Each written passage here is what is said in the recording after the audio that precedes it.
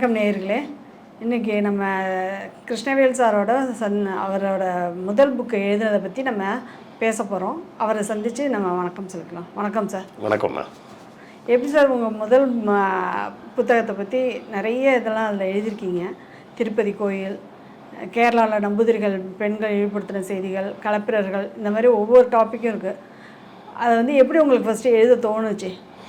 அதாவது பேசிக்கலாக பார்த்தீங்கன்னா, நான் தமிழ் எழுத்தாளரும் கிடையாது, ஒன்றும் கிடையாது. இன்னும் சொல்லப்போனால் நான் முதல்ல புத்தகம் எழுதியிருக்கேன்னு சொன்னோடனே ஆச்சரியப்பட்ட முதல் ஆள் யார் அப்படின்னு கேட்டால் எங்கள் அம்மா தான். உனக்கு தமிழை தப்பாக தானடா எழுதுவோம், உனக்கு தமிழ் எழுதவே வராது, உன் கையெழுத்து வேறு கன்றாவியாக இருக்குமே, நீ எப்படி எழுத்தாளராக மாறுறேன் அப்படின்னு தான் கேட்டாங்க முதல் கேள்வியை. ஏன்னா நான் சின்ன வயசுலேருந்து படித்தது பூரா பார்த்திங்கன்னா இங்கிலீஷ் மீடியம். எல்கேஜிலேருந்து நான் பிறந்தது 1970. அப்போ கிட்டத்தட்ட 73லேருந்து நான் படித்தது ஃபுல்லாகவே இங்கிலீஷ் மீடியம். அதிகபட்சமாகவே எனக்கு தமிழ்ன்றது ஒரே ஒரு பாடம் மட்டும்தான். அதனால் தமிழ் எனக்கு கொஞ்சம் எப்போவுமே தகராறு தான். பள்ளி காலத்துலலாம் படிக்கும்போது தமிழில் ரொம்ப குழப்பமாக இருக்கும். இந்த ரா போடணுமா, அந்த ரா போடணுமா, இந்த நா போடணுமா, அந்த நா போடணுமாலாம் நிறைய குழப்பமாக இருக்கும். நான் ஒரு எழுத்தாளராக வருவேன்லாம் நான் எதிர்பார்க்கவே இல்லை. ஹிஸ்ட்ரி நான் சிவில் சர்வீஸ் ப்ரிப்பேர் பண்ணும்போது அதுக்காக இப்போ எடுத்து படித்தது. அதுவும் முழுக்க இங்கிலீஷில் படித்தது தான். ஸோ அது அப்படியே மறந்துடுச்சு. அது சிவில் சர்வீஸ் ஒரு 3 அட்டெம்ப்ட் போனோம். அதுக்கப்புறம் அதில் எதுவும் கிடைக்கல, அப்படியே அதை விட்டுட்டோன்னு வச்சுக்கோங்க. அதுக்கப்புறம் முழுக்க என்னோடய தொழில் முறையில் சாப்பாட்டுக்கு சோத்துக்கு என்ன வழி அப்படின்னு கேட்டிங்கன்னா, அட்வர்டைஸிங், மார்க்கெட்டிங், இந்த சைடு தான் நம்ம வேலை பார்த்துட்டு இருந்தோம். 2004 2006 கிட்ட அப்போ தான் ஆன்லைன் அட்வர்டைஸிங்லாம் வருது. வந்தவுடனே அட்வர்டைஸிங்லேருந்து ஆன்லைன் அட்வர்டைஸிங்க்கு மாறிட்டேன். அப்படியே போய் 2010-11க்கு அப்புறம் பார்த்திங்கன்னா நானே சொந்தமாக ஒரு ஆன்லைன் கம்பெனியை ஒன்று ஆரம்பித்து ஒரு 10 வருஷம் நடத்திக்கிட்டு இருந்தோம். 2020 கொரோனா வேறு அந்த கம்பெனி இருந்தது. நம்ம ஜி மற்றும் கொரோனா இவங்களோட கடின முயற்சியால் என் கம்பெனி இழுத்து மூடிட்டாங்க. அப்படி தான் முடிஞ்சு போச்சுன்னு வச்சுக்கிங்க. இந்த புத்தகம் எழுதுறதுன்றது ஒரு விபத்து மாதிரி நடந்தது. ஏன்னா 2017 பார்த்தீங்கன்னா ஒரு பட்டிமன்றம் மாதிரி, பட்டிமன்றம் இல்லை, நீயா நானா ப்ரோக்ராம் இருக்குது பார்த்தீங்களா, அந்த நீயா நானா ப்ரோக்ராம் நடக்குது. 2 பிரிவாக மக்கள் பிரிஞ்சு உட்காந்து பேசுகிறாங்க.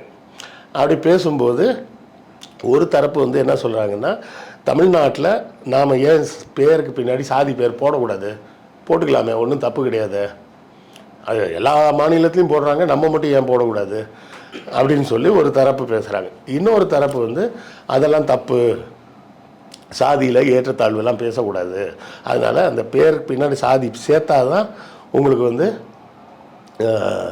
சாதி இந்த சாதின்னு தெரியும் அப்படின்னு சொல்லி பேசக்கூடிய ஒரு குரூப் இருக்குது. அதாவது இதை வட இந்தியாவில் ஒரு டிவியில் ஷார்ட்ஸாகவே போட்டிருந்தாங்க. எப்படின்னா, இந்தியன் கிரிக்கெட் டீமோட பேரை பூரா வரிசையாக வாசித்தாங்க. அவங்க அந்த பேர் ஃபுல்லாக எனக்கு ஞாபகம் இல்லைன்னு வச்சிங்களேன், சும்மா குத்துமைப்பாக சொல்லேன்னு, சௌரவ் கங்குலி, ராகுல் டிராவிட், மகேந்திர சிங் தோனி இப்படின்னு வரிசையாக 11 பேர் சொல்லிட்டு, இங்கே பாருங்கள், இந்த 11 பேரில் எல்லா பேர்லேயும் பின்னாடி பாருங்கள் இந்த சிங்கு, அப்புறம் டிராவிடு, கங்குலி, இப்படி எல்லாமே ஜாதி பேர் தான். அது நம்மளாம் அது வேறு ஏதோ நினச்சிட்டு இருக்கோம். அவங்க பேர் நினச்சிட்டு இருப்போம் நம்ம பின்னாடி இருக்கிறத எல்லாமே. ஆனால் அதெல்லாமே அவங்களோட ஜாதிகள் அடிப்படை, ஜாதியோட பேர். இப்போ நம்ம மோடி நம்ம பேசிகிட்டு இருக்கோம். மோடின்றது அவர் பேரே கிடையாது, அதுவும் அவரோட ஜாதி பேர். அது ஓகே, சரியா? நம்ம அவரோட ஒரிஜினல் பேர் நரேந்திர தாமோதர தாஸ்ன்னு நினைக்கிறேன். நரேந்திர தாமோதர தாஸ் மோடின்றது தான் அவரோட பேர். நம்ம காந்தின்னு சொல்லியிருக்கோம், காந்தின்றதே ஜாதி பேர் தான். அதுவும் இதுதானா? ஆமாம், நேருன்னு சொல்லிட்டு இருக்கிறோம், நேருன்றதும் ஜாதி பேர் தான். அவர் பேர் ஜவஹர்லால் தான் அவர் பேர். ஜவஹர்லால் நேருன்னு தான் சொல்லுவோம் நம்ம சொல்லும்போது. ஆமாம், ஆனால் பொதுவாக சொல்கிறது என்ன சொல்லுவோம், நேரு அப்படின்னு சொல்லிடுவோம். நேருன்றது அவர் பேர் கிடையாது, அவரோட ஜாதி பேர். காந்தின்றது அவரோட பேர் கிடையாது, அது அவரோட ஜாதி பேர். நம்ம எதெல்லாம் இவங்களோட பெயர்னு நம்ம நினச்சிட்டு இருக்கோமோ வட இந்தியாவில் அது எல்லாமே வெறும் ஜாதி பெயர் தான். அப்போ தமிழ்நாட்டு அதை சொல்லிவிட்டு அவங்க ஒரு லிஸ்ட் கொடுத்தான். இப்போ வரிசையாக நான் ஒரு 234 பேர் போடுறேன் பாருங்கள், இது எல்லாம் தமிழ்நாட்டு எம்எல்ஏவோட பேர், இதில் ஒரு பேரில் கூட ஜாதி பேர் இல்லை பாருங்கள் அப்படின்னு அந்த வட இந்திய ஊடகத்தில் ஒருத்தன் போட்டிருந்தான். ஸோ இப்போ நான் சொன்னேன்ல, ஜாதி வேண்டான்னு சொல்லக்கூடிய குரூப் இருந்ததில்ல, அந்த சைடில் உட்காந்துருக்கிற ஒரு பையன் அந்த பையன் பிற்காலத்தில் முகநூல் மூலமாக என் கூட ரொம்ப க்ளோஸாக ஃப்ரெண்ட் ஆகிட்டாப்லன்னு வச்சிங்களேன். அந்த பையன் வந்து சொன்னான், இது மாதிரி எங்களுக்கு தரவாடுன்னு ஒரு பேர் உண்டுங்க, ஜாதி பேர், எங்கள் பேருக்கு பின்னாடி போடுவோம், அது என்னன்னு எங்கள் அப்பாட்ட போய் கேட்டேன். அப்போ எங்கள் அப்பா என்ன சொன்னார், இது வந்து நம்ம வீட்டோட பேர், நமக்கு வந்து ஒரு 400-500 வருஷமாக பாரம்பரியமாக ஒரு வீடு இருக்குது, அந்த வீட்டோட பேர் தான் நம்ம வந்து பேருக்கு பின்னாடி சேர்த்துக்கிறோம் அப்படின்னு சொன்னால். அப்போ அந்த பையன் வந்து சார் இது தப்பாச்சே, இந்தியாவில் இன்றைக்கி குடிசையில் கூட வாழக்கூடிய வழி இல்லாமல் நிறைய பேர் இருக்காங்க, 500 வருஷமாக எங்களுக்கு ஒரு பரம்பரை வீடு இருக்குதுன்னு சொல்கிறது ஒரு பெரிய பெருமையா, எனக்கு அது வேண்டாம் அப்படின்னு நான் தூக்கி போட்டேன் அப்படின்னு சொல்லி அந்த பையன் பேசினாப்புல. அப்போ அதை பார்த்துட்டு இருந்தப்போ எனக்கு தோணுச்சு, என்னடா இது இந்த பையன் வந்து தப்பாக புரிஞ்சு வச்சுருக்கிறானே, இந்த பெயர் வந்து அவங்க வீட்டோட பெயருன்றது கரெக்டு, ஆனால் அந்த வீட்டோட பெயரும் அந்த வீடு உருவானதின் பின்னணி எதுவுமே அவனுக்கு தெரியலையே அப்படின்னா. அப்போ வந்து சமூக ஊடகங்கள்லாம் இந்த அளவுக்குலாம் ரொம்ப ஃபேமஸ் கிடையாது, அப்போல்லாம் யூடியூப் இருந்தது, இவ்வளோ பெருசாலாம் 2017 இவ்வளோ பெருசாக ரீச் கிடையாது. நான் சொல்ல ஒரு 9 வருஷத்துக்கு முன்னாடி சொல்கிறேன். அப்போ நான் என்ன அப்போ முகநூல் மட்டும்தான் இருந்தது. நான் முகநூலில் ரொம்ப என்னை டிஸ்டர்ப் பண்ணிச்சு. அதாவது சாதி வேண்டான்னு சொல்கிறவனுக்கும் அதோட உண்மையான வரலாறு தெரியல, சாதி வேணும்னு சொல்கிறவனுக்கும் அதோட உண்மையான வரலாறு தெரியல. இந்த சாதின்ற பெயர் வந்து நம்ம மேலே எப்படி திணிக்கப்பட்ட ஒரு அவமானம் அப்படின்றது இவங்களுக்கு தெரியலையே. இப்போ உள்ள தலைமுறைக்கு எதுவுமே தெரியலன்றதுக்கு காரணம் வந்து அவங்களோட பிரச்சனை கிடையாது, இதை பற்றி தெரிஞ்சவங்க அதை பற்றி அவங்கள்ட்ட பேசாமல் இருக்கிறது தான் பிரச்சனை. ஆனால் இதை வந்து அவமானமாக நீங்கள் சொல்கிறீங்க, ஜாதிங்கிறது நமக்கு பின்னாடி இணைச்சிக்கிட்டா அது அவமானம்னு நினைக்கிறீங்க. இப்போ ஒன்றும் இல்லை, எங்கள் அப்பா இறந்த பிறகு எங்கள் ஊரில் இருக்கிற எங்கள் சாதியை சேர்ந்தவங்க இருப்பாங்கல்ல, அந்த சாதி சங்கத்தை சேர்ந்தவங்க ஒருத்தருங்க ஒரு 4 பேர் வந்தாங்க எங்கள் வீட்டுக்கு. வந்து பேசிகிட்டு இருந்தாங்க. சரி, அப்பாவோட ஃப்ரெண்ட்ஸுன்னு தான் நான் அவங்கள்ட்ட பேசிகிட்டு இருந்தேன், எங்கள் சாதிக்காரங்களாம் நான் பேசிகிட்டு இல்லை. அப்போ அவங்க என்ன சொன்னாங்க, எங்கள் அப்பா என்னவோ அப்படியே ஜாதி சங்கத்திலே உட்காந்துருந்த மாதிரி, அப்பா காலத்துலலாம் அப்பாலாம் நம்ம ஜாதி சங்கத்துக்கு அப்படி பண்ணுவாங்க தெரியுமா, இப்படி பண்ணுவாங்க தெரியுமா அப்படின்னு கதை விட்டுக்கிட்டு இருந்தாங்க. எங்கள் அப்பா அதெல்லாம் போகவே மாட்டார். அங்கே வந்து ஒரு கல்வி சங்கம்னு ஒன்று இருந்தது. அந்த கல்வி சங்கத்தில் வந்து மாணவர்களுக்கு குறைஞ்ச வட்டியில் லோன் கொடுக்கறது, இந்த மாதிரி வேலைகளுக்கு சில வேலைகள் செஞ்சு கொடுத்தாரே தவிர மற்றபடி சாதி சங்கத்துலலாம் அவர் போக மாட்டார். அப்போ வந்து நீங்கள் நம்ம சாதியில் வந்து நீங்கள் அப்பா மாதிரி ஈடுபடணும் அப்படி இப்படின்லாம் வந்து என்னை மண்டைய கழுவ வந்தாங்க. ஏன்னா அவங்க வரும்போது 2010 எங்கள் அப்பா இறந்து போனது, 2011 அப்பா இறக்குறாங்க. அப்போ வந்து எனக்கு கிட்ட 41 வயசுன்னு வச்சிங்களேன். வந்து மண்டைய கழுவ வந்தாங்க. இல்லை எனக்கு அதெல்லாம் தெரியாதுங்க, விட்டுருங்க அப்படின்னு. நம்ம சாதியோட பெருமையெல்லாம் உங்களுக்கு தெரியல அப்படின்னு ஆரம்பித்தாங்க.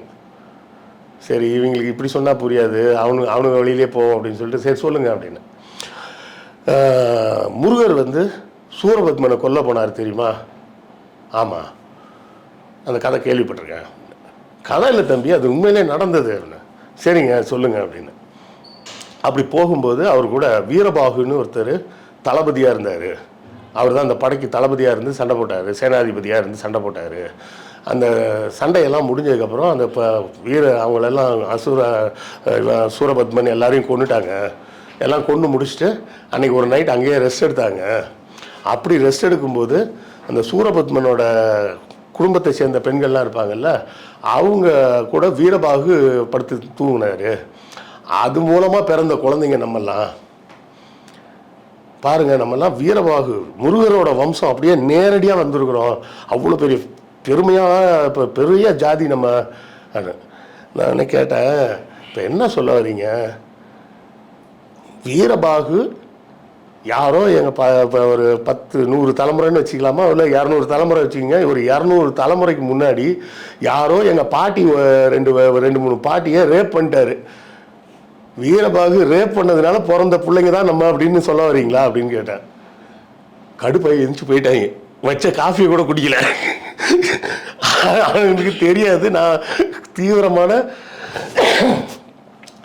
நான் ஒரு தீவிரமான நாத்திகவாதின்னு அவங்களுக்கு தெரியாது. அவங்க சொன்ன கதையை வச்சு அவங்களுக்கு ஒரு விளக்கம் சொன்ன உடனே டென்ஷன் ஆகிட்டாங்க. அப்போ நீங்கள் ஒரு கதையை வந்து பார்க்கக்கூடிய கோணம்னு ஒன்று இருக்குல்ல.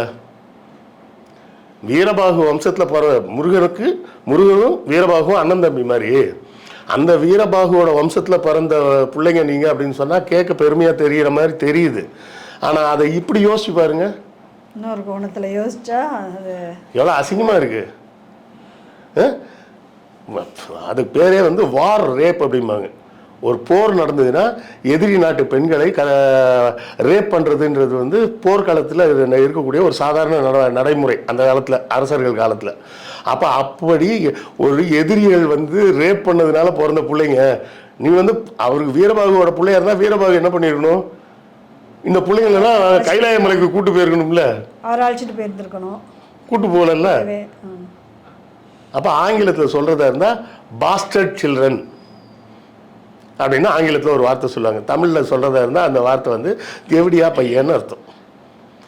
அவன் யாரோ ஒருத்தன் வந்து எங்கள் பாட்டி யாரையோ ரேப் பண்ணிட்டான், அதில் பிறந்து வந்த வம்சம் நாங்கள் அப்படின்னு சொல்கிறதுல என்ன பெருமை இருக்குது அப்படின்னு நான் கேட்டோடனே காப்பி கூட குடிக்காமல் போயிட்டான். ரொம்ப சந்தோஷம், காப்பி மிச்சோன்னு எடுத்து உள்ளே வைங்கம்மான்னு எடுத்து உள்ளே வச்சிட்டோம். இவ்வளோதான் விஷயமே. ஒரு விஷயத்தை நீங்கள் பார்க்க அதை சொல்லும்போது பெருமையாகவும் சொல்லலாம், உண்மையான அர்த்தம் வேறையாக இருக்கும். அதுபோல தானே அந்த பையனுக்கு அது புரியலை அப்படின்றது எனக்கு ரொம்ப மனசுக்குள்ளே ஒரு பெரிய அழுத்தம் வந்துச்சு. அந்த அழுத்தத்தின் காரணமாகத்தான் நான் முதல்ல என்ன பண்ணேன், ஒரு கட்டுரை மட்டும் எழுதினேன். ஒரு கட்டுரை மாதிரி, கட்டுரைன்னு கூட சொல்ல முடியாது, அதை என் மன ஓட்டத்தில் என்ன வருதோ அதை அப்படியே எழுதிக்கிட்டு வந்தேன். அதனால தான் நிறைய பேர் என்கிட்ட கேட்பாங்க, எப்படி சார் எழுதுறது அப்படின்னு. எப்படி எழுதுறதுன்னா, அந்த எழுத வேண்டிய நோக்கம் உங்கள் மனசில் வரணும். அந்த அழுத்தத்தை கொடுத்தா தான் உங்கள் மனசுலேருந்து எழுதுனா தான் அது உண்மையாக வரும், உண்மையான ஃபீல் கிடைக்கும். சரி, அப்போ இந்த தரவாடுனா என்ன, இதுதானே முதல் கேள்வி வருது. இந்த தரவாடு எப்படி வருது அப்படின்னு பார்த்தீங்கன்னா, இந்த நம்ம சோழர்கள் வரலாறுல பார்த்தீங்கன்னா ஆதித்த கரிகாலன் கொலை அப்படின்னு சொல்லி ஒன்று பெருசாக எல்லாம் பேசுவாங்க. அது வந்து நம்ம உடையாளூர் கல்வெட்டில் வந்து, அதாவது காட்டுமன்னார்குடியில் இப்போ ஒரு கோயில் இருக்குது, அந்த கோயிலில் அந்த கல்வெட்டு இருக்குது. அந்த கல்வெட்டில் ஆதித்த கரிகாலன் என்ற இளவரசனை, அதாவது ராஜராஜ சோழனோட அண்ணன், அவனை சதி செய்து 4 பார்ப்பனர்கள் கொலை செய்து விட்டார்கள். அவர்கள் ராஜ துரோகிகள். அவர்கள் சொத்துக்களை எல்லாம் ஏற்கனவே பிடிச்சு வச்சிருக்கிற அந்த சொத்துக்களை ஏலத்தில் விட்டுருங்க அப்படின்னு ஒரு கல்வெட்டு இருக்குது. இந்த கல்வெட்டை வச்சு உருட்டுவாங்க. என்னென்னா, ராஜராஜ சோழன் வந்து அந்த 4 பார்ப்பனர்களுக்கு தண்டனையே கொடுக்கல, அவருக்கு அவங்கெல்லாம் ஐயர்ன்றதுனால விட்டார் அப்படிம்பாங்க. அந்த கல்வெட்டில் அதெல்லாம் சொல்லவே இல்லை. ஏற்கனவே கைப்பற்றப்பட்ட அந்த சொத்துக்களை ஏலத்தில் விடுங்கன்னு சொல்லியிருக்கு. அப்போ ஏற்கனவே கைப்பற்றப்பட்ட சொத்துக்கள்னால் என்ன அர்த்தம், இவங்கெல்லாம் ஓடி போயிட்டாங்கன்னு அர்த்தம். ஆள் இல்லைங்க. ஏன்னா ராஜராஜன் வந்துட்டான், அண்ணனை கொண்டது இவங்க தான் தெரிஞ்சோடனே எஸ்கேப் ஆகி ஓடிட்டாங்க. அது ஏன் ஓடிட்டாங்கன்னு நான் சொல்கிறேன்னா, அந்த சொத்துக்களில் இருக்கிற எல்லாத்தையும் வியாழமல்ல கஜராஜன் சொல்லி ஒருத்தன் தான் ஏலத்தில் எடுத்ததாகவும், எடுத்து அதில் ஒரு வீடு மட்டும், நிறைய வீடுகள், அதில் ஒரு வீடை மட்டும் அந்த வீட்டை அந்த ஊர் கோயிலுக்கு எழுதி வச்சிட்டான்னு இருக்குது. ஏன் அந்த வீட்டை கோயிலுக்கு எழுதி வச்சிருக்கிறான் அப்படின்னு கேட்டிங்கன்னா, அந்த வீட்டில் வந்து வயசான ஒரு கிழவி இருந்திருக்கு. பொன்னாட்டி பிள்ளையெல்லாம் கூப்பிட்டு ஓட்டாங்க. படுத்த படுக்கையாக இருந்த ஒரு கிழவியை தூக்கிட்டு போக முடியலன்னா அங்கேயே விட்டுட்டு போயிட்டாங்க. இப்போ இவன் வாங்கினவன் என்ன பண்ணான்னா, வீடை பூரா வாங்கி அந்த சொத்தெல்லாம் அவன் எடுத்துக்கிட்டான், அவ்வளோதான். அந்த காசை வந்து கவர்மெண்ட்டில் கட்டிட்டாங்க. அது அந்த ஊர் கோயிலுக்கெல்லாம் கொடுக்கல, அந்த காசை கவர்மெண்ட்டை கொடுத்துட்டாங்க.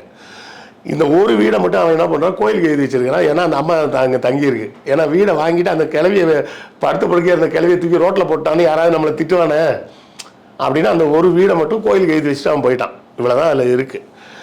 இதுக்கு அப்புறம் என்ன நடந்திருக்குன்னா, ராஜராஜன் காலத்தில் மீண்டும் படையெடுத்து போகிறாங்க. இந்த 4 பார்ப்பனர்களை தேடி கேரளாவில் போய் படையெடுத்து சேர மன்னர்களை பூரா அழிச்சிட்டாங்க, சுத்தமாகவே அழிச்சிட்டாங்க. இங்கேருந்து போன பார்ப்பனர்கள் இருக்காங்கல்ல, அவங்க வந்து பேரே வந்து முன்குடுமி சோழியர் அப்படிம்பாங்க. இந்த மாதிரி பார்ப்பனர்களை நீங்கள் எங்கே பார்க்கலாம் அப்படின்னு பார்த்தீங்கன்னா, சிதம்பரம் நடராஜர் கோயிலுக்கு போனீங்கன்னா அங்கே இருக்கிற ஐயருங்க மட்டும் பார்த்தீங்கன்னா குடுமியை முன்னாடி போட்டிருப்பாங்க, தீட்சிதர்னு சொல்லுவாங்க, இல்லைன்னா முன்குடுமி சோழியர்னு சொல்லுவாங்க. அவங்க மட்டும்தான் குடுமியை முன்னாடி போட்டிருப்பாங்க, மற்ற எல்லா ஐயரும் குடுமியை பின்னாடி வச்சுருப்பாங்க. இதே மாதிரி முன்னாடி குடுமி வச்சுருக்க ஐயரை நீங்கள் மறுபடியும் நீங்கள் பார்க்கணுன்னா எங்கே பார்க்கலாம்னா கேரளாவில் தான் பார்க்கலாம். அவங்கெல்லாம் நம்பூதிரின்னு சொல்லிப்பாங்க. அந்த நம்பூதிரின்னா குடுமையை முன்னாடி வச்சுருப்பாங்க. இப்போ என்ன ஆச்சுன்னா, சேர மன்னர் மொத்தமாக வம்சமே இல்லாமல் காலி பண்ணிட்டாங்க. அப்போ சேர மன்னர்களோட சொந்தக்காரெல்லாம் இருப்பான்ல, அவன் அங்கங்கே வேறு வேறு ஊரில் குட்டி குட்டி ராஜாவாக இருக்கான். அதுக்கு முன்னாடி அவங்கெல்லாம் ராஜா கிடையாது, சேர மன்னர் தான் ராஜா. இவங்க அந்த ஏரியாவுக்கு இன்சார்ஜ் மாதிரி இருந்திருப்பாங்க. இவர் சேர மன்னர் செத்துட்டாருன்னொடனே அவங்க நாங்களும் ராஜான்னு அவங்க அறிவிச்சுக்கிட்டாங்க. இப்போது இந்த பார்ப்பனர்கள் எப்போதுமே யாரை அண்டி பழைப்பாங்க? மன்னர்கள்ட்ட தான் போய் அண்டி பழைப்பாங்க. அப்போ இந்த குட்டி குட்டி ராஜாட்ட போய் உட்காந்துக்கிறாங்க. ஆனால் இந்த சின்ன சின்ன ராஜாக்கெல்லாம் சேர மன்னன் அளவுக்கு பணம்லாம் பரிசு கொடுக்குற அளவுக்கு வருமானம் கிடையாது. அவனுக்கு சின்ன ஏரியா தான் வருமானம். அப்போ இவங்க என்ன பண்ணுறாங்க, ஒரே கல்லில் 2 மாங்காய் அப்படின்னு பிளான் பண்ணுறாங்க. என்னென்னா, இப்போ வந்து ஒரு 10 பேர் கொண்ட ஒரு பார்ப்பன குடும்பம் வந்து ஒரு அரசன்ட்ட போய் சேர்றாங்கன்னு வச்சுப்போம். அந்த 10 பேரும் கல்யாணம் பண்ணுவாங்க, அவங்களுக்கு பிள்ளைங்க பிறக்கும். அரசர்கள் காலத்தில்னு வச்சுக்கிங்களேன், அப்போல்லாம் வந்து பார்த்தோம்னா வதான் நிறைய பிள்ளைங்க பார்த்துப்பாங்க. இப்போ எங்கள் அம்மாவுக்கு கூட பிறந்தவங்களே கிட்டத்தட்ட பார்த்திங்கன்னா மொத்தம் 9 பேரோ என்னவோ. எங்கள் இன்னொரு தாத்தா ஒருத்தர் வந்து அவருக்கு வந்து 17 பிள்ளைங்க. அதாவது எப்படின்னு கேட்டிங்கன்னா, பையன் காலேஜ் போயிட்டு இருக்கும்போது பையன் காலேஜ் போயிட்டு இருக்கும்போது கடைசி பொண்ணு பிறந்தது. அவ்வளோ காலத்துக்கு அவர் பிள்ளை பார்த்துக்கிட்டு இருந்தார். ஸோ அப்படியே அந்த காலத்துலேயே நம்ம கண்ணுக்கிட்ட எனக்கு தெரிஞ்சால் அப்படிலாம் நடந்திருக்குன்னா அப்போ ஒரு 200-500 வருஷம் முன்னாடி எப்படி இருந்திருக்கும். அப்போ அவன் என்ன யோசிக்கிறான்னா, 10 குடும்பமாக இருக்கும், நமக்கு ஒரு 10 பிள்ளைங்க பிறகுதுன்னு, ஒவ்வொருத்தருக்கும் 10 பிள்ளைங்க பிறகுதுன்னு வச்சுக்கிங்க. ஒரு 5 பிள்ளைங்க பொம்பளை பிள்ளைங்க, 5 பிள்ளைங்க ஆம்பளை பிள்ளைங்கன்னே வச்சுக்கிங்க. இந்த 5 பசங்களும் அடுத்த ரவுண்டு கல்யாணம் பண்ணும்போது பார்ப்பனர்களின் குடும்பம் 10 குடும்பமாக இருந்தது 50 குடும்பமாக மாறிடும். அதுக்கு அடுத்த தலைமுறையில் 50 குடும்பன்றது 250 குடும்பமாக மாறிடும். அப்படியே 50-50 மல்டிப்ளை ஆகிட்டே போகும், 5-5 மல்டிப்ளை ஆகிட்டே போகும். அப்போ இவங்க என்ன பண்ணுறாங்க, அப்போ அப்படி ஆகும்போது என்ன நடக்கும், ராஜா 10 பேருக்கு பரிசு கொடுப்பாரு. அப்போ என்ன பண்ணுவார், ஒவ்வொருத்தருக்கும் 100 ரூபா கொடுப்பாரு. அடுத்த ரவுண்டு 50 பேருக்கு கொடுக்கணுன்னா என்ன பண்ணுவார், ஆளுக்கு 10 ரூபா தான் கொடுப்பாரு. இன்கம் கட் ஆகிடும். அதுக்கு தான் ஐடியா பண்ணிட்டு என்ன பண்ணுறாங்க, ராஜாவை மண்டையை கழுவுறதுக்கு ஒரு ஐடியா பண்ணுறாங்க. என்ன பண்ணுறாங்கன்னா, ராஜாட்ட போய் ராஜா நாங்கள் வந்து எங்கள் குடும்பத்தையே உங்களுக்கு அர்ப்பணிக்கலான்னு முடிவு பண்ணிட்டோம், சரியா? ஆனால் எப்படி அர்ப்பணிப்பீங்க, இனிமேல் எங்கள் குடும்பத்தில் தலைமகனுக்கு மட்டும்தான் திருமணம் பண்ணி வைப்போம், மற்ற யாரும் கல்யாணம் பண்ண மாட்டாங்க, எல்லாரும் பிரம்மச்சாரியாகவே இருந்து உங்களுக்கு ஊழியம் பண்ணுவோம் அப்படின்னு சொல்லிட்டாங்க. இதை கேட்ட உடனே ராஜாவுக்கு வந்து ஒன்றும் புரியல. என்னடா இது, நான் கல்யாணம் பண்ணிக்காமல் இப்போ உங்களுக்கு சேவை செய்கிறேன்னு ஒருத்தன் சொன்னால் பரவாயில்ல, என் பரம்பரையிலேயே யாருமே பையனை தவிர, ஏன்னா அப்போ தான் வாரிசு இருக்கும், அப்படி வாரிசுக்காக மட்டும் ஒரு பையனுக்கு மட்டும் கல்யாணம் பண்ணி வைப்போம், மீது எத்தனை பசங்க இருந்தாலும் யாருக்குமே கல்யாணம் கிடையாது, எல்லாருமே பிரம்மச்சாரியாக இருந்து உங்களுக்கு சேவை செய்வாங்க அப்படின்னு சொன்னோடனே ராஜா ஒன்றும் புரியல. நிஜமாவா சொல்லுங்க, நாங்கள் வணங்குற பெருமாள் மேலே சத்தியமாக சொல்கிறோம், இதுதான் சத்தியம், ஏன்னா உங்ககிட்ட நான் போய் சொல்ல முடியாது, ஏன்னா நீங்கள் தான் பெருமாளோட வாரிசுன்ட்டாங்க. ராஜாவுக்கு ரொம்ப சந்தோஷமாக இருக்கும். ஆமாம், அதாவது பெருமாளே நீங்கள் தான் அப்படின்ட்டாங்க. நீங்கள் தான் வந்து பெருமாளோட ஏஜெண்ட்டாக இருக்கீங்க. நம்ம எல்லோரும் பார்த்துருப்போம், அதாவது இந்த விளம்பரங்கள்லாம் பார்த்தீங்கன்னா கேரளாவை போடும்போது காட்ஸ் ஓன் கண்ட்ரி அப்படின்னு போட்டிருப்பாங்க, கடவுளின் சொந்த நிலம் அப்படின்னு. எதுக்காக போட்டிருக்கான்னு யாருக்கும் நிறைய பேருக்கு தெரியாது. எல்லாரும் என்ன நினச்சிட்டு இருப்பாங்கன்னா, அவ்வளோ இயற்கை வளத்தோடு இருக்குது. ஆமாம், அது கேரளாவை அப்படி தான் நம்ம எல்லாருமே பார்க்குறோம். அந்த இயற்கை வளம் அது, அதனால தான் காட்ஸ் ஓன் கண்ட்ரின்ற, அதெல்லாம் ஒன்றும் கிடையாது. அந்த நம்பூதிரிகள் சொல்லி வச்சது என்னென்னா, அந்த கேரளா முழுவதும் உருவாக்குனது பரசுராமர் தான் உருவாக்குனாரு. கேரளம்னா கோடாரின்னு அர்த்தமா சமஸ்கிருதத்தில். அவர் வந்து என்ன பண்ணாரோ, அந்த கோடாரியை தூக்கி கடலுக்குள்ளே போட்டாராம். போட்டவுடனே கடலில் அது எங்கே விழுந்துச்சோ அது வரை கடல் பின்னாடி போயிடுச்சான். அப்படி நிலத்தை உருவாக்கி அவர் உருவாக்கின இடம்ன்றதுனால அதுக்கு பேர் கேரளம். அந்த இடமே வந்து மகாவிஷ்ணுவுக்கு தான் சொந்தம். மகாவிஷ்ணுவோட வாரிசாக இவங்கெல்லாம் இருக்காங்க. யார்? ராஜா இருக்காங்க. நீங்கள் வந்து மகாவிஷ்ணுவோட அடிமை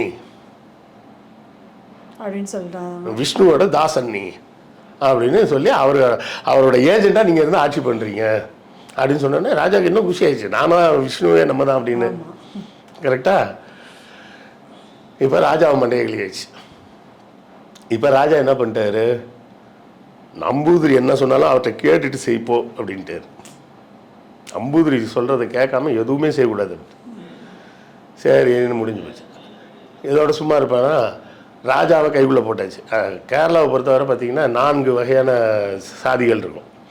முதல் மேல் தட்டில் இருக்கிறதுன்னு பார்த்தோம்னா நம்பூதிரிகள். அவங்களுக்கு மேலே யாருமே கிடையாது.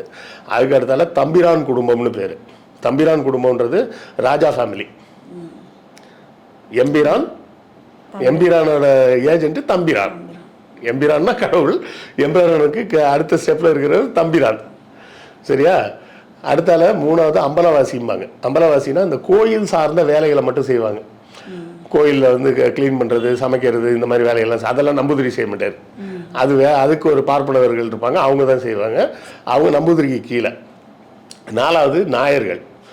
நாயர்னு பொதுவாக சொல்லுவாங்க, அதுக்குள்ளே நிறைய பேர்கள் இருக்கும், மேனன் அது இதுன்னு வரும், எல்லாமே சேர்த்து மொத்தமாக நாயர்னு சொல்லுவாங்க. இந்த 4 பேரை தவிர மீதி இருக்கிற மக்கள் இருக்காங்கல்ல, அவங்க எல்லாருமே தீண்டத்தகாதவர்கள். நம்ம தமிழ்நாடு மாதிரி ஐயர், அதுக்கப்புறம் ஒரு மேல்தட்டு ஜாதி, அதுக்கப்புறம் ஒரு பிற்படுத்தப்பட்ட ஜாதி, அதுக்கப்புறம் ஒரு மிகவும் பிற்படுத்தப்பட்ட ஜாதி, அதுக்கப்புறம் தீண்டத்தகாத, அந்த மாதிரிலாம் செட்டப்லாம் கேரளாவில் கிடையாது. கேரளாவில் இந்த 4 பேர், அதில் டாப்பில் இருக்கிறது நம்பூதிரி, மிச்சம் 3 பேரும் உயர் சாதி, அதுக்கு கீழே இருக்க எல்லாரும் தீண்டத்தகாதவர். இவ்வளோதான் சொல்லிடுவாங்க. அதுலேயும் இருக்கு. இந்த சாதியாக இருந்தால் நம்பூதிரியை விட்டு ஒரு 64 அடி தள்ளி நிற்கணும். அதுக்கு அடுத்து இன்னொரு சாதியாக இருந்தால் அது வந்து ஒரு 100 அடி தள்ளி நிற்கணும். அப்படின்லாம் அதுக்கு நிறைய ரூல்ஸ் பின்னாடி கொண்டு வந்தாங்க. ஸோ இதெல்லாம் பண்ணியாச்சு. இப்போ அடுத்தால பவர்ஃபுல்லாக இருக்கிறாருன்னு யாருன்னு பார்த்தா நம்பூதிரி இருக்கார் பவர்ஃபுல், தம்பிரான் பவர்ஃபுல், அவரையும் கைக்குள்ளே போட்டாச்சு. அம்பலவாசி ஒன்றும் பெரிய பவர்ஃபுல்லாக கிடையாது, கோயிலில் வேலை பார்க்குறவன். நாயர்ன்றவன் கொஞ்சம் பவர்ஃபுல், ஏன்னா அவன் தான் சண்டை போடுறவன். சண்டை போடுறது, ராஜாக்காக போர்க்களம் போகிறது எல்லாம். இப்போ ராஜாவை அடுத்தால மண்டைய கழுவுறாங்க. மண்டைய கழுவி என்ன சொல்கிறாங்கன்னா, ராஜா நாங்கள் உங்களுக்காக தியாகம் பண்ணோம், அது மாதிரி நம்பூதிரி நாயர்லாம் ஏதாவது தியாகம் பண்ணாங்களா? என்ன பண்ணணும்னு சொல்கிறீங்க? அவங்களையும் உங்களை மாதிரி ஒரு பையனுக்கு மட்டும் கல்யாணம் பண்ண சொல்லலாமா? அவருக்கு தெரிஞ்ச ஒரே ஃபார்முலா தானே, சொல்லி கொடுத்ததை அவர் பிடிச்சிட்டாரு. அப்படி பண்ணிடலாமே. அப்படிலாம் பண்ணக்கூடாது. அப்படி பண்ணிட்டீங்கன்னா சண்டைக்கு போக ஆள் வேணாமா? ஆமாம், ஏற்கனவே அவங்க சண்டை போடுறாங்க வேற. ஒரு நாயருக்கு 10 பிள்ளைங்க பிறகுதுன்னா 5 பேர் ஆம்பளை பிள்ளைங்க, அதில் ஒருத்தனுக்கு மட்டும் கல்யாணம் பண்ணி வைக்கிறீங்க, மற்ற 4 பேர் கல்யாணம் பண்ணலாம். அவன் 4 பேர் சண்டையில் போய் செத்துட்டான்னு வச்சுக்கிங்க, அவனுக்கு வாரிசும் இல்லை. இந்த ஒரே ஒரு நாயருக்கு பிறந்த பிள்ளைங்க இன்னொரு 4 பிள்ளைங்க தான் வரும். சண்டைக்கே ஆள் பத்தாத. அப்படிலாம் பண்ணால் சரியாக வராது. அப்போ என்ன பண்ணலான்னு முக்கியமான விஷயம் நல்லா யோசிச்சு பாருங்க ராஜா. நாயர் வந்து சண்டைக்கு போகிறாரு, போர்க்களத்தில் நின்று சண்டை போடுற நேரத்தில் திடீர்னு குடும்பத்தை பற்றி ஞாபகம் வந்துருச்சுன்னா, நம்ம செத்துட்டா நம்ம குடும்பம் பொண்டாட்டி பிள்ளைலாம் என்ன பண்ணும் அப்படின்னு ஒரு பயம் வந்துடும்ல. ஆமாம் வந்துடும். வந்து பாதியிலே சண்டையிலேருந்து ஓடி வந்துட்டானா என்ன பண்ணுறது? ஆமாம்ல என்ன பண்ணுறதுன்னு அவனுக்கு அந்த பயம் வரக்கூடாது. அவன் பயம் வராமல் இருக்கணும்னா நீங்கள் என்ன பண்ணணும், ஒரு நாயருக்கு ஒரு 50 ஏக்கர் நிலம், அதுலேயே நல்ல ஒரு பெரிய வீடு எல்லாம் கட்டி கொடுத்துட்டிங்கன்னா அந்த நிலத்துலேருந்து வருமானம் வரும், தங்கிறதுக்கு வீடெல்லாம் இருக்குது. நம்ம பொண்டாட்டி பிள்ளைங்கள்லாம் நம்ம செத்தா கூட கவலைப்படாது, பயம் இல்லாமல் இருப்பாங்க. அப்படிங்கிற பயம் இல்லாமல் சண்டை போடுவாங்க. நம்ம செத்தாலும் நம்ம பொண்டாட்டி பிள்ளைங்கள்லாம் நல்லா சாப்பிட்டு நிம்மதியாக இருப்பாங்க. கரெக்டு, இது நல்ல ஐடியாப்பா. அப்போ அப்படியே கொடுத்துடலான்னு எல்லாம் கொடுத்து செட் பண்ணி வீடெல்லாம் செட் பண்ணியாச்சு. அந்த வீடுக்கு தான் தரவாடுன்னு பேர் வைக்கிறாங்க. அது வேற கரெக்டாக இருந்தது. அதுக்கப்புறம் தான் இந்த பார்ப்பனர்களின் குயுக்தியான மூளை வேலை செய்யுது. அடுத்த கேள்வி என்ன கேட்குறான், எல்லாம் கொடுத்துட்டீங்க, வீடு வாசல் பிள்ளையெல்லாம் இருக்குது, இதெல்லாம் அனுபவிக்காமல் நம்ம சாக போகிறோமே அப்படின்னு அவன் நினச்சான்னா என்ன பண்ணுறதுன்னு இல்லை யோசிச்சு பாருங்க. நம்ம ஒன்றுமே இல்லைன்னா என்ன தோணும், நம்ம செத்துட்டா என்ன பண்ணுறது, பொண்டாட்டி பிள்ளைக்கெல்லாம் ஏதாவது சேர்த்து வைக்கணுமேனு தோணும். சேர்த்து வச்சாச்சுன்னா என்ன தோணும், அதை சேர்த்து வச்சதை அனுபவிச்சு வாழக்கூட முடியாமல் இருக்கிறதா அப்படின்னு தோணும்ல. ஆமாம் தோணும். என்ன பண்ணுறதுன்னா அப்போ அவனுக்கு குடும்பத்து மேலே பற்று இல்லாமல் இருக்கணும். பற்று இல்லாமல் எப்படி பண்ணுறதுன்னா, அந்த சொத்தை அவன் பேரில் கொடுக்காதீங்க, அவன் பொண்டாட்டி பேரில் கொடுத்துருங்க. சரி, பொண்டாட்டி பேரில் கொடுத்தாச்சு. அந்த சொத்து வந்து ஆண் வழியாக இல்லாமல் பெண் வழியாக மாற்றிடுங்க. சொத்துக்கு வாரிசு ஒரு பெண் இருக்காங்க, அவங்க வயசாகி செத்துட்டாங்கன்னா அடுத்தால அந்த சொத்துக்கு வாரிசு யாருன்னா அந்த பொண்ணோட பொண்ணுக்கு தான் அந்த சொத்து சேரும். மற்றவங்களாம் அங்கே வாழலாம், இருக்கலாம், சாப்பிடலாம், தூங்கலாம், எல்லாம் பண்ணலாம். ஆனால் சொத்து உரிமையாளர் வந்து பொண்ணு, அதுக்கப்புறம் அவங்களோட பொண்ணு, அந்த பொண்ணோட பொண்ணு, அப்படி தான் வரணும். இது நல்ல ஐடியா தான்ப்பா. அப்போ பொம்பளைங்களுக்கே சொத்தை கொடுத்த மாதிரி இருக்கும். அப்புறம் இன்னொன்றுங்க, இந்த பிள்ளைங்கள்லாம் இருக்குது பார்த்தீங்களா, புள்ள பாசம்ன்றது, புத்திர பாசம்ன்றது ரொம்ப பெரிய பாசமாக இருக்கும்ல, அந்த பாசமும் வரக்கூடாதுங்க அவனுக்கு. இது எப்படியா பண்ண முடியும்? புத்திர பாசமே வராமல் எப்படியா ஒரு அப்பாவை உருவாக்க முடியும்ண்ணா? அதுக்கும் வழி இருக்குங்கண்ணா. என்ன வழிண்ணா? இப்போ உங்களுக்காக தானே எங்கள் நம்பூதிரிகள்லேயே பாருங்கள், நிறைய பேர் கல்யாணம் பண்ணிக்காமல் இருக்காங்க. பெரிய நம்பூதிரி கல்யாணம் பண்ணுவார், மற்ற நம்பூதிரிலாம் கல்யாணம் பண்ணாமல் இருக்காங்கல்லங்க. அவங்களுக்கும் இல்லற வாழ்க்கைனா என்னன்னே தெரியாது, உங்களுக்காக தான் கஷ்டப்படுறாங்க. இப்போ இவனுக்கு, இந்த நாயருக்கும் அந்த சிந்தனை வரக்கூடாது அப்படின்னு சொன்னால், நம்பூதிரிகளுக்கு நீங்கள் ஒரு உரிமை கொடுக்கணும். என்ன உரிமைன்னா, நாயர் குடும்பத்தை சேர்ந்த எந்த பெண்ணிடம் போய் ஒரு நம்பூதிரி வந்து ஒரு புடவை கொடுத்தாலும் அவங்க வாங்கிக்கணும். வாங்கிக்கிட்டு வாங்கின நாள்லேருந்து அந்த நம்பூதிரிக்கும் பொண்டாட்டியாக இருக்கணும். இப்படி ஒரு ரூல்ஸ் போட்டிங்கன்னா, காலையில் ஒரு நம்பூதிரி வந்திருப்பார் வீட்டுக்கு, மத்தியானம் வேற ஒரு நம்பூதிரி வந்திருப்பார், சாயங்காலம் இன்னொரு நம்பூதிரி வந்திருப்பார், நைட்டு புருஷன் வந்திருப்பான். அந்த அம்மா கர்ப்பமே ஆனால் கூட யாரால் கர்ப்பமாச்சுன்னே தெரியாது. புள்ள அங்கே பிறக்கும், உங்களுக்கு சண்டை போட ஆள் கிடைக்கும். இந்த நாயக்கருக்கு வந்து இந்த குடும்ப பாசம் இல்லாமல், ஆமாம், நாயருக்கு வந்து இது இந்த பிள்ளை எனக்கு பிறந்ததா நம்பூதிரிக்கு பிறந்ததுன்னு தெரியாது. அதனால அந்த பிள்ளை மேலே பாசமும் இருக்காது, அவரும் சண்டை போடுவார். இது நல்லா இருக்கு. அதுக்கப்புறம் தான் என்ன பண்ணுறாங்க, சொத்தோட கண்ட்ரோலை மாற்றுறாங்க. அதெல்லாம் எப்படி தனியாக மெயின்டைன் பண்ண முடியும்? அதெல்லாம் அந்த பொண்ணோட அண்ணன் யாராவது இருப்பான்ல, அவனை வந்து சொத்தை மெயின்டைன் பண்ண சொல்லிடுங்க, அந்த வீட்டில் வச்சுக்கிங்க. அவன் மட்டும் சண்டைக்கு போவானா? ஒரு குடும்பம் இருக்குதுன்னு வச்சுக்கோங்க, ஒரு 5 ஆம்பளை பசங்க, 5 பொம்பளை பிள்ளைங்க இருக்குது. அதில் பெரிய பொண்ணுக்கு வந்து அந்த தரவாடுக்கு அவங்க தான் உரிமையாளர். இந்த 5 ஆம்பளை பசங்களில் பெரிய பையன் இருப்பான்ல, அவன் வந்து சண்டைக்கு போவானா, அவன் அந்த வீடை பார்த்துக்கிறதுக்கு அங்கேயே இருக்கணும். மிச்சம் இருக்கிற 4 நாயரும் சண்டைக்கு போயிடணும். சரியா? அப்போ என்னன்னா, அவருக்கு பேர் காரணவன். அந்த காரணவன் தான் என்ன பண்ணுவார், இந்த வயலெல்லாம் ஒழுங்காக அறுவடை ஆச்சா போச்சான்ற வேலையெல்லாம் அவர் பார்த்துப்பார். அப்புறம் நம்பூதிரிலாம் வேணுங்கிறப்ப இங்கே வருவாங்க, போவாங்க, இவங்கெல்லாம் சண்டைக்கு போய் சாவாங்க. ஆக கல்யாணம்னு நடக்கும். கல்யாணம் ஆனாலும் கணவர் வந்து அவங்க தரவாடில் தான் இருப்பார், இங்கே வரமாட்டார். ஓகே. அதாவது இப்போ கல்யாணம் பண்ணி பொண்ணு வந்து மாப்பிள்ளை வீட்டுக்கு போயிடுது, இங்கே பொண்ணு தான் வீட்டுக்கு தலைமைன்னா மாப்பிள்ளை இங்கே வந்துடணும்ல, இங்கே வரமாட்டார். அவர் அவங்க வீட்டில் இருந்துப்பார், கல்யாணம் மட்டும் பண்ணிப்பார். அப்புறம் அவர் அவங்க வீட்டில் இருந்துப்பார், வேணுங்கிறப்ப வந்துட்டு போவார். ப்ளஸ் நம்பூதிரியும் வந்துட்டு போவாங்க. இப்படி உருவாக்கின ஒரு செட்டப் தான் இந்த கருமாந்திரம் முடிச்ச தரவாடுங்கிறது. இவங்க அதுக்கப்புறம் என்ன பண்ணாங்க, இந்த புடவை கொடுக்கறதுக்கு பேர் நம்பூதிரி சம்பந்தம்னு பேர். நான் சொல்கிறதெல்லாம் ஏதாவது வாய்க்கு வந்து அடிச்சு விட்றேன்லாம் இல்லை, நீங்கள் கூகுள்லேயே பார்க்கலாம். கூகுளில் வேணாம், இப்போ ஏஐலாம் வந்துருச்சு, ஏஐட்ட கூட நீங்கள் கேளுங்க, அது விலாவாரியாக சொல்லும். இப்போது மேல் டாப்பில் பார்த்தீங்கன்னா நம்பூதிரி குடும்பம். நம்பூதிரி குடும்பத்தில் இருக்கிற பெண்களோட யாரும் எதுவும் பண்ணிட முடியாது, அவங்களெல்லாம் பார்க்க கூட கூடாது. அவங்க வீட்டை விட்டே வெளியே வர மாட்டாங்க. நம்பூதிரி பெண்கள் வெளில இருக்காங்க, வீட்டை விட்டு வெளியே வர மாட்டாங்க. அவங்க பேர் அந்தர் ஜனம்னு பேர். ஹிந்தியில் அந்தர்னா தெரியும் உங்களுக்கு, அந்தர் பாகர். அந்தர்னா உள்ள, பாகர்னா வெளியே. அதே தான் சம்ஸ்கிருதத்தில். அந்தர்னா உள்ளே இருக்கக்கூடிய ஜனம், வெளியே வரக்கூடாது. அவங்க யார் அவங்கள யாருமே பார்த்துடக்கூடாது, பார்த்தா அது தீட்டாயிடும். நம்பூதிரி வீட்டு பெண்களை யாரும் பாத்திர கூட முடியாது. ஆனால் நம்பூதிரியால் மற்ற எல்லா பெண்கள் கூடயும் எப்போ வேணாலும் அவர் எங்கே வேணால் போய் உறவு வச்சுக்க முடியும்.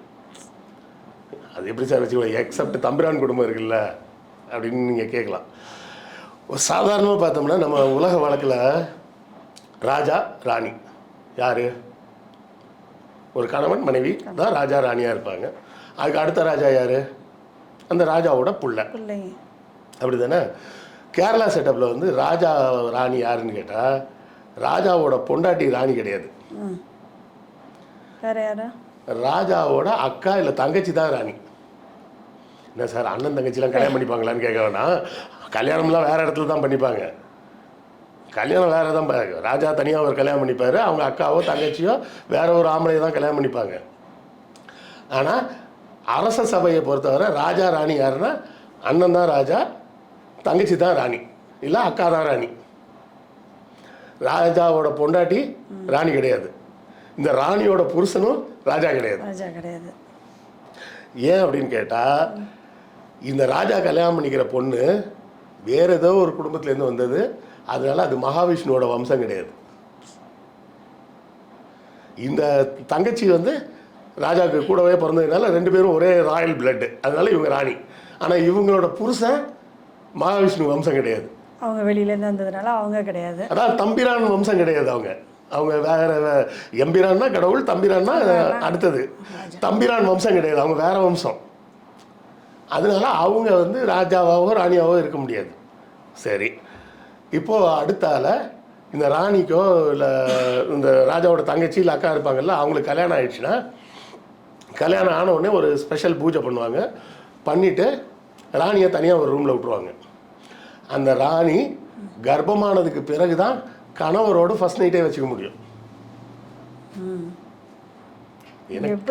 எப்படி சார் குழப்புறீங்கன்றீங்களா? ஃபர்ஸ்ட் நைட்டே நடக்காமல் எப்படி கர்ப்பமாகும்? அவங்க கர்ப்பமானதுக்கு அப்புறம் தான் கணவரோட ஃபர்ஸ்ட் நைட்டே வச்சுக்க முடியும். எப்படின்னு கேட்டால், அவங்க இந்த கல்யாணம் பண்ணி வச்சார்ல ஒரு நம்பூதிரி, அவங்க கூட குடும்பம் நடத்தணும் அந்த ராணி. அப்போ தான் அது மூலமாக கர்ப்பமானதான் மகாவிஷ்ணுவோட வம்சம் வரும். இது வந்து அவங்க எப்படி சொல்லி வச்சிருக்கிறாங்கன்னா, தெய்வங்கள் மக்கள் மன்னருக்கு கட்டுப்பட்டவர், மன்னர் தெய்வத்துக்கு கட்டுப்பட்டவர், தெய்வங்கள் மந்திரத்துக்கு கட்டுப்பட்டது, மந்திரங்கள் பார்ப்பனர்களுக்கு கட்டுப்பட்டது.